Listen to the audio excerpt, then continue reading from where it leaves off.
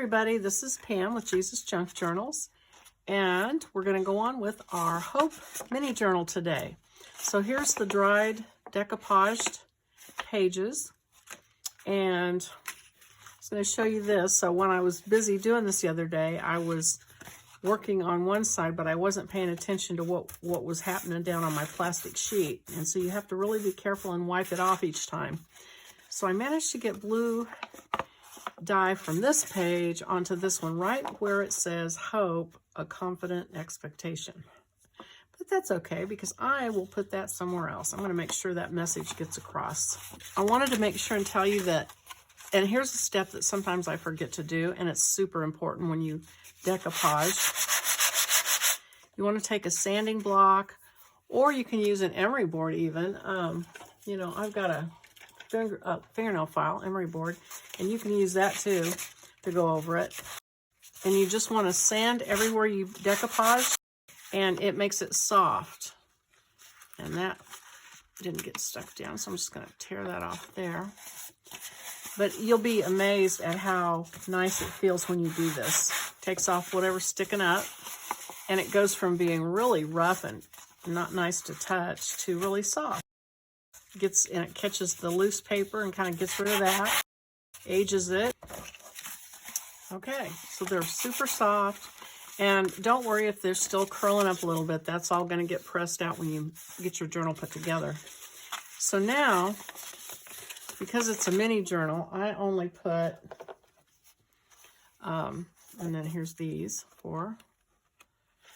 I just put them all in one big signature and put a cover on them. The other thing I am just notorious for doing is not checking when I decoupage that I have it right side up. This one's right side up.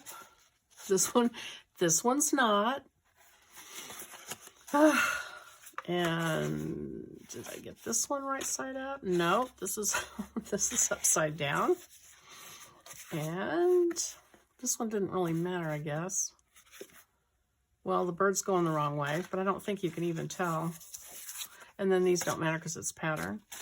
And I don't know why I can't remember that, but anyway, it happens to me a lot.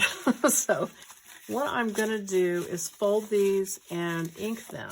And I will probably fast forward, but I wanted to just say, you know, so I think I mentioned at the very beginning when I was talking about this kit that Hope had a special meaning for me because I had somebody give me a word about hope one time. And so when they said hope to me, a pastor said hope to me, I just didn't know what it meant. And so after doing research, and somebody at work helped me, they did printed out everywhere in the Bible that the word hope appeared. And so the thing is, the word hope doesn't mean what we use it for. We say, well, I hope I win the lottery, or, you know, I hope I get this or this or this. And it means, yeah, I might not.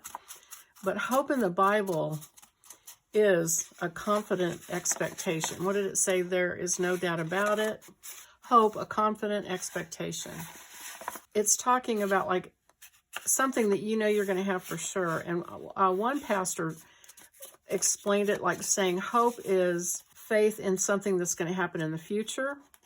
And he described it like if you're leaning out over the road, looking up down the road, and you are expecting something to come down the road at any second, and you've leaned your head out to see it.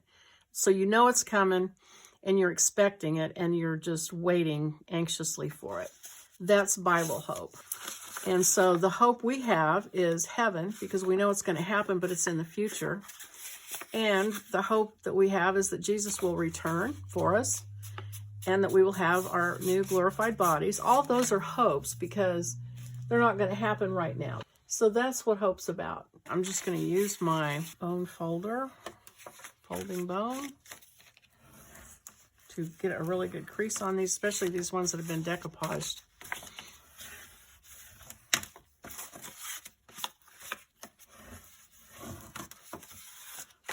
And then do these. And if you want to add a couple of extra pages, there's room for that. I think you could work it in. If you wanted to put a couple of blank pages for journaling, you could do that. I actually think I might do that. I've got a stencil that's kind of, I think it's a hexagon that the bee bees make. Is that right? Anyway, it's that shape. So I think it might be cute if I just really lightly put some stencil ink over that pattern and use those for journal pages. Okay, so here are the pages. And now I'm gonna, well, I tell you what, now I'm gonna ink them. So I will probably fast forward through this part, but I'm gonna use the vintage photo, of course. A journal's finished unless you use that, is it? So I'm going to do this, and then when I get all finished with that, I'll come back and we can talk about the next step. I thought I'd turn the camera back on. So I got all my pages inked, and I decided I'm going to put 2 double pages in for journaling. So I just traced around this on a piece of copy paper. And before I cut it out, I've got this stencil I was talking about earlier, where it's the kind of like the honeybee, the hive, the honeycomb pattern. And so this is to write on, but I thought that I would just hit it real light with some vintage photo, just a little bit here and there so you could see the pattern. And then it's still light enough that you can write on. But you can still see, but you can see the shape of that honeycomb. I'll do it heavier on the edges, if I can see where the edges are. So that kind of goes with there's a lot of bee things in this journal. So I just thought that'd be kind of cute. I want it to be dark enough that you can see the pattern, but not so dark that it would make your writing not readable. Just a little bit more, maybe, hopefully. I didn't go too far. There, like that. So now I'm going to cut them out, fold them and ink the edges, and add those into the mix. And also we need to be thinking about, oh, you know what I forgot to do is, I forgot to do the back side. Okay, well, let me finish trimming this down. But we need to be thinking about a happy yellow and pink fabric or paper or whatever to put on this journal. Now, I love fabric covers, and it's totally personal taste. So I like them, and my thought is, if you're going to make a bunch of these to give away, because this is these little mini journals, that's always what I think about, is how perfect they would be to just give away. You know, you don't always want to give your big journals away, because that's a lot of work and effort and everything. But if you do these mini journals, it's like a little sampler of what your work looks like, and you can give them to your friends, you know, that maybe know you do junk journaling and admire it, and, you know, maybe you want to get them involved in it. And so it's just a nice little sampler for them to see what junk journaling looks like. Okay. Oh, and then I need to do the edges. And so I'm gonna do that, and then I'll be back after I've got these all done. Got those pages inked on the edges. You know, I was also gonna mention these, I think, make nice little gifts for people. Right now, I think most of us know someone who maybe passed away from COVID. A lot of people unexpectedly, or maybe, you know people who had a really close brush with eternity. And so I think that these make nice gifts to those kind of people, just to reach out to them and say, hey, you know, we have a hope of heaven. We have a hope, and God is with us and for us, and he loves us, and just a cheerful, you know, imagery and colors. So that's kind of why I thought this hope journal would be a timely thing to do right now. Okay, so now what I'm going to do is put these in order, and I think I want this one in front, because it's the kind of the message: hope, expect, watch for it, patiently trust in, and wait for. And I might put actually one of the journaling pages in front of it, so that gives me maybe like a title page if I want to put a label here and say what this journal is.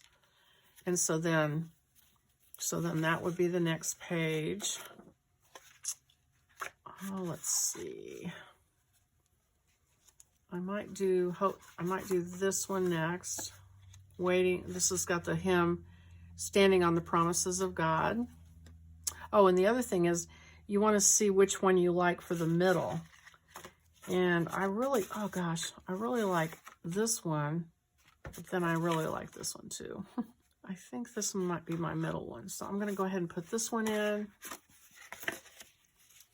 Now, you can turn them however you want. I usually turn all my printed ones one way so that it's kind of alternating with this free design work that I did, and then these more clearly illustrated pieces here. Let's see.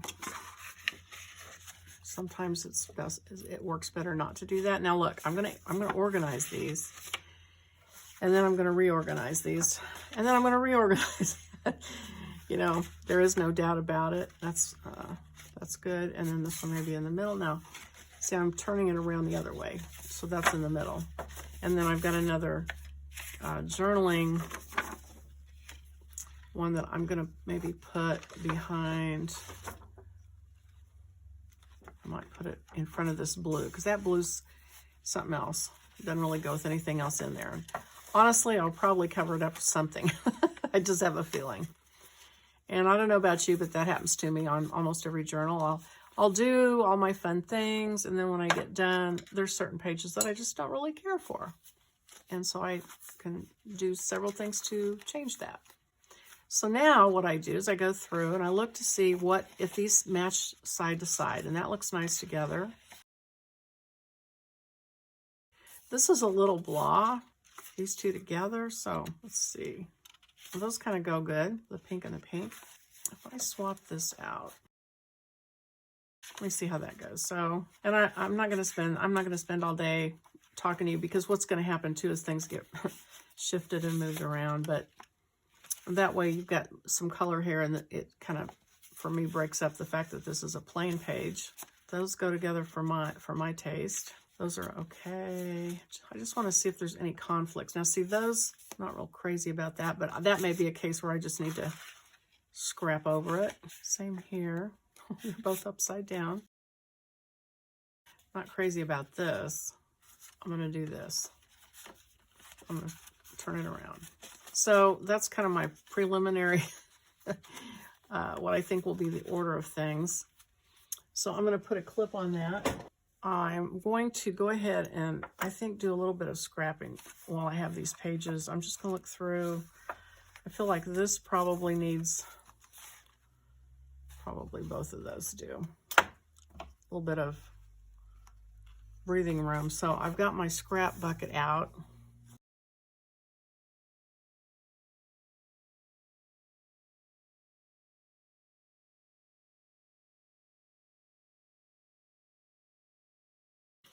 And I think I'll just leave it at that. I'll probably need to ink this edge where I glue that. Some of these will get covered up. I'm not happy that I did that.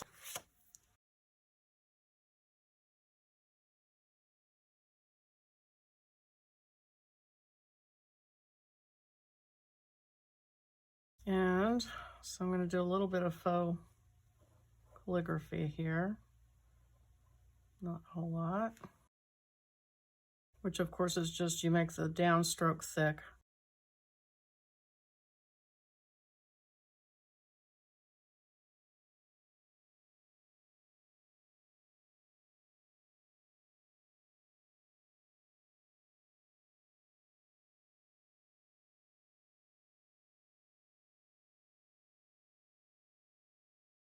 Corners, and I'll ink the edges.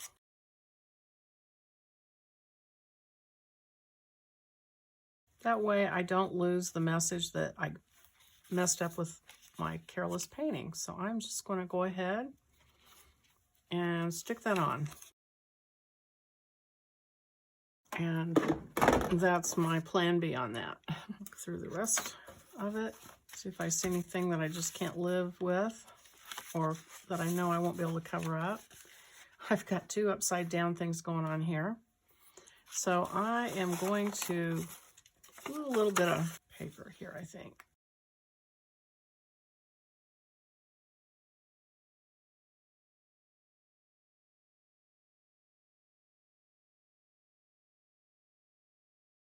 I hate to lose those birds, but they're upside down and it's bugging me, so I'm just going to go ahead and put this over it.